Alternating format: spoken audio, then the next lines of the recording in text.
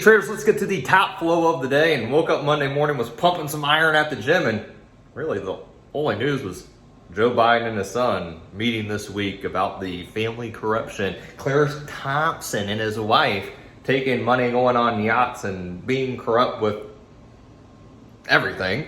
Meeting this week. And Janet Yellen, ooh, Goldilocks, who's now worried about the debt ceiling.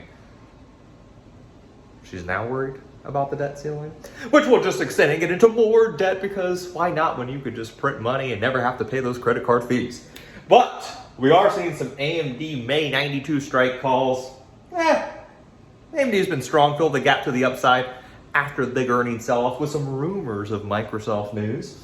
Tesla seeing the weekly 170 puts, quick day trade, 144,000 in the puts. In space, oh, what's a penny stock now? The Jan 2024, 3 strike calls, 630 grand, but who the hell wants to trade penny stocks right now?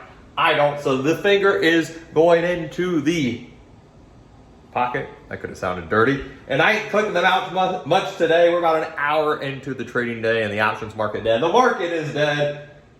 And we'll see what happens with some earnings and some economic news later this week. I'm out.